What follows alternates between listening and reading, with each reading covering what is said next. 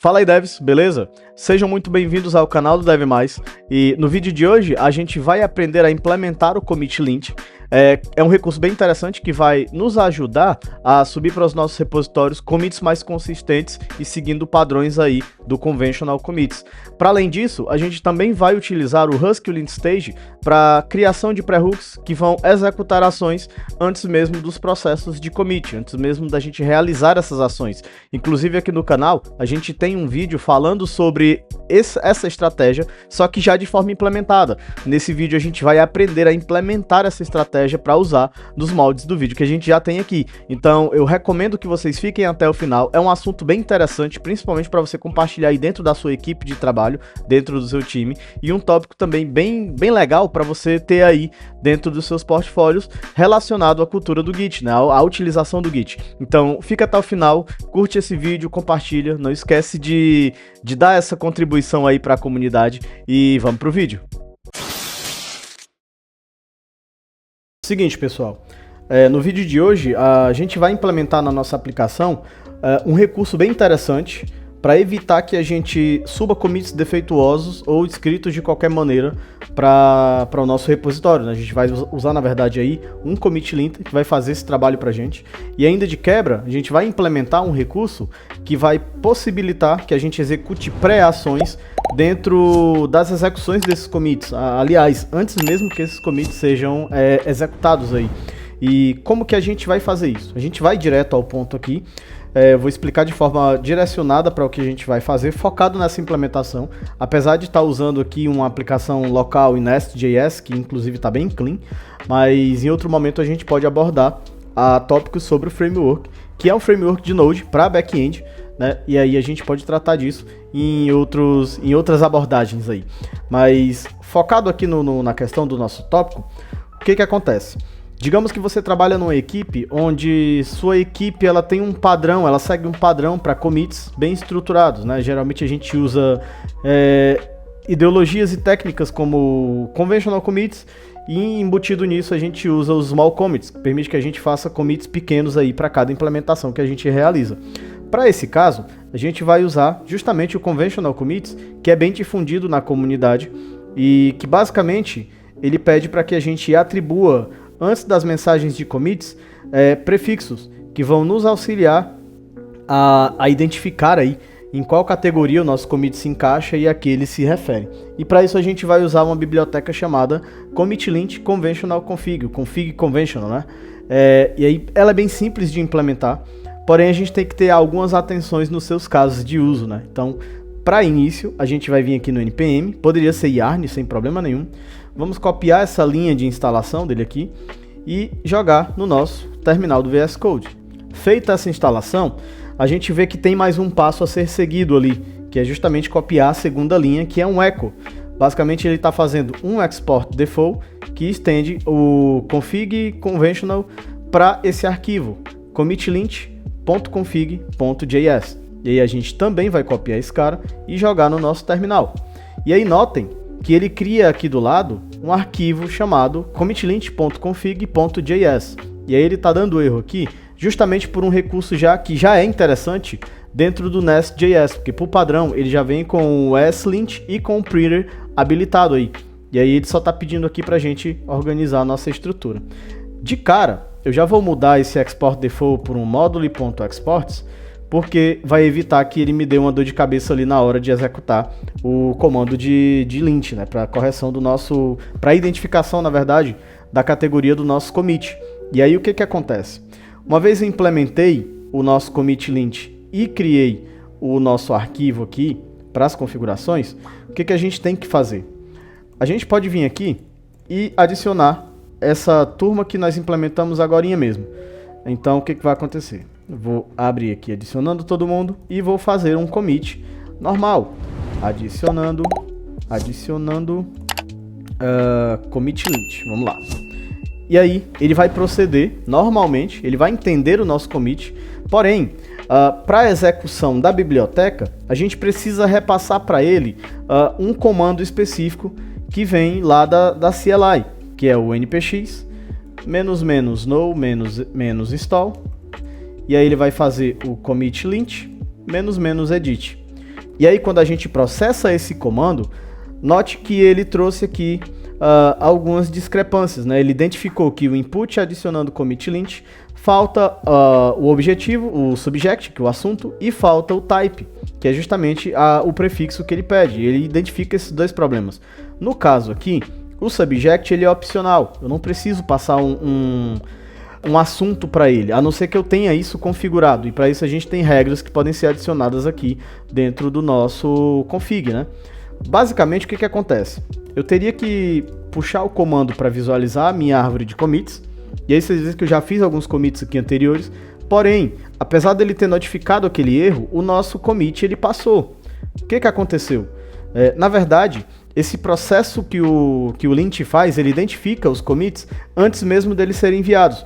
No caso, o que a gente está fazendo aqui, como a gente não tem nada que vincule esse commit diretamente para esse cara, a gente só tem condição de identificar o erro no commit após o seu processamento.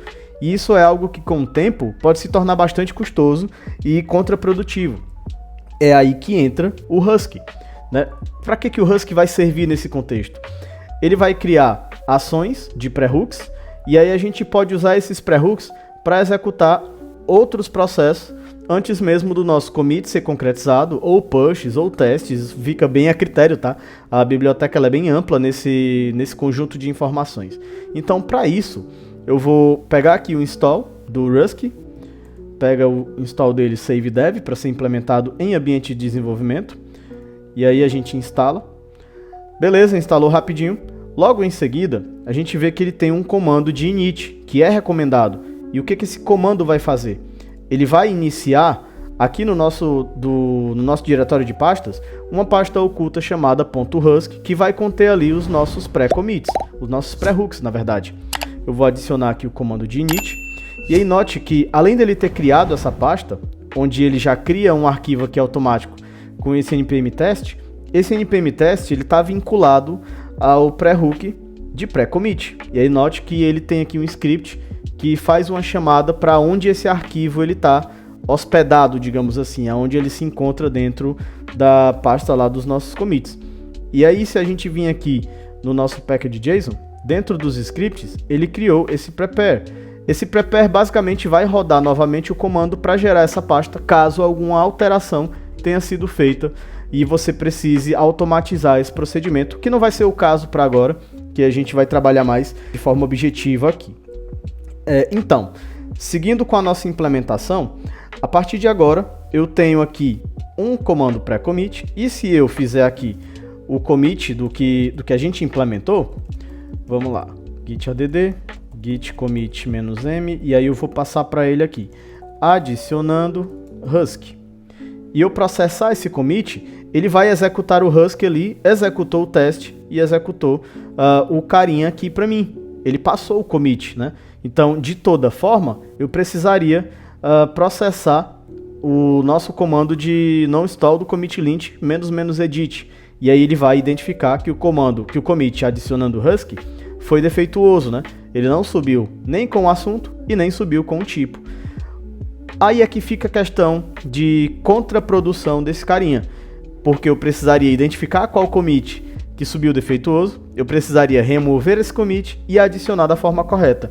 Porém, o Husky nos ajuda a trabalhar esse fluxo já diretamente aqui nele. E para isso a gente vai criar um arquivo chamado commit-message, MSG. E aí basicamente ele faz menção ao commit message que nós temos aqui dentro da pasta de scripts, e ele faz a mesma chamada lá que os demais. Só que para ele aqui, eu vou justamente passar aquele comando de npx --no install commit lint -edit. Só que aqui no final eu vou passar uma variável, um S1, que é como a gente está escrevendo em um arquivo de linha de comando, ele depende desse carinha aqui para poder capturar, que basicamente vai ser o nosso commit. Ele é a nossa mensagem de commit. Então a gente vai refazer esse processamento. Vou fazer o git add e eu posso usar até o mesmo commit, adicionando o Husky, e aí ele vai processar, vai rodar os nossos testes e logo em seguida ele vai quebrar, agora sem a necessidade de eu precisar chamar mais aquele comando de forma isolada. Para com que isso proceda de forma correta, é só eu vir aqui novamente e adicionar o que ele pede de acordo com a convenção de commits que nós temos aqui no Conventional. E aí depois vocês podem dar uma lida, eu vou deixar a documentação aqui na descrição do vídeo, e vocês podem dar uma lida para saber a que cada característica se reporta. Mas basicamente, se eu processar esse comando novamente, ele executa o teste de forma normal e o nosso commit passa. Interessante, não? Só que vamos um pouco mais além. A gente pode usar uma outra biblioteca chamada lintstage, que vai fazer processamentos de lint e executar comandos de acordo com os pré-hooks antes mesmo da gente commitar. E como é que a gente faz isso? Eu vou vir aqui e instalar diretamente npm -d para ficar em ambiente de desenvolvimento, lint staged. Instalando o lint staged, ele também instala até rápido, beleza? O que a gente tem que fazer logo em seguida? Aqui na raiz do nosso projeto, eu vou criar um arquivo chamado .lintstaged rc.json, né? .lintstaged rc.json. E o que eu vou escrever dentro desse arquivo? Eu vou escrever uma configuração em JSON, pegando todos os arquivos .ts que estão no meu projeto, e vou executar nele aqui o npm run format, que é um comando já existente aqui dentro do Nest, que basicamente executa o comando de write do Pretty, que sobrescreve todas as alterações, code smell, code style defeituoso dentro da nossa aplicação. E aí ele vai pegar todos os arquivos .ts que estão dentro de src e dentro da pasta de teste. Então, a partir de agora, como que a gente pode proceder para esse cara? Vocês observam que aqui dentro do nosso arquivo de pré-hook, ele está executando o npm test. Então eu tenho duas opções: ou criar um script dentro do meu package JSON, e aí a gente pode até fazer isso. Eu posso criar aqui de repente um lint staged. E aí o que esse cara vai fazer? Ele vai executar npx lint staged. Beleza? Criei esse comando, eu posso chegar aqui diretamente no meu arquivo de pré-commit e substituir essa tratativa. npm run lint staged. Permaneceu tudo aqui certinho. A gente pode até colocar uma flag aqui no nosso package JSON para evitar algum conflito. Execute. Já que o lint stage, meio que a gente estaria instalando novamente a biblioteca por ali. Então aqui do meu pré-commit é só eu passar execute. E aí como que funciona? Eu vou vir aqui e fazer uma implementação a mais aqui no nosso código, só para a gente poder ver esse arquivo em funcionamento. Então, o que eu vou fazer aqui? Eu vou dar um Ctrl+C, vou fazer um Ctrl+V e vou chamar de Hello World 2. E aqui, ao invés de eu chamar um service para não ter que criar nada lá, eu vou criar aqui uma nova estrutura, Hello World 2. Beleza. E aí, ele vai identificar todas essas alterações que foram feitas em um primeiro momento e vai tentar trabalhar em cima delas.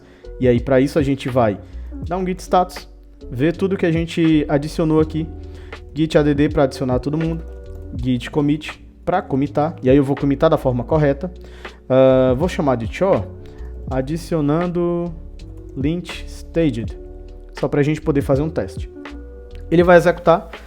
Vocês viram ali que ele executou em um primeiro momento, foi bem rápido, mas ele executou justamente o nosso run format para certificar se a nossa estrutura está ok. E aí, se eu cometer alguma falha aqui, o próprio Nest ele já vai deduzir para mim. Porém, se eu adicionar algum outro comando a mais, o lint stage ele vai correr com aquele comando, porém ele também vai proceder com o segundo comando. E é o que a gente pode fazer aqui. Eu posso adicionar o npm test como havia lá no início. E aí a gente retoma a formatação original. E aí se eu vier aqui e, fizer mais uma implementação, vou chamar aqui de Hello World 3. Vamos lá.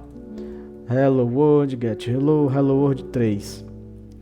E aqui, Hello World 3. Então, a gente fez mais uma implementação dentro aqui da nossa controller.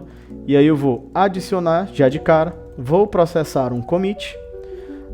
É uma feat, adicionando Hello World 3. E aí pode perceber que ele processa o run format e ele dá um pequeno bug ali no nosso teste, porque a gente precisa fazer algumas configurações. Ó. Isso aqui ele falhou aqui na chamada do Watchman. O que acontece? Esse cara falhou porque a gente não tem esses métodos implementados aqui no nosso teste, então basicamente ele não executaria. Mas a intenção aqui é mostrar justamente a execução do lint stage vinculado ao Husk, que vincula os nossos pré-commits. Então você tem diversas possibilidades aqui, além de simplesmente subir commits maravilhosos, né? Subir commits menos defeituosos aí. Além disso, você tem como proceder de forma mais estruturada, deixando a sua aplicação e o seu código muito mais confiável e bem mais manutenível, vamos dizer assim. Então, esse foi o conteúdo de hoje, né? Espero que vocês tenham curtido bastante aí, tenham gostado e que esse conteúdo de certa forma tenha contribuído na caminhada e aprendizado de vocês e melhoria dos processos dentro do seu trabalho aí, dentro da sua equipe de trabalho, e com certeza isso é uma dica muito bacana e muito útil para avisar a melhoria aí dos commits e da forma como a gente gere, né, o Git dentro da nossa companhia e dentro dos nossos recursos e dos projetos em si. Bom, esse foi o conteúdo, como eu falei, espero que vocês tenham gostado e até o próximo vídeo.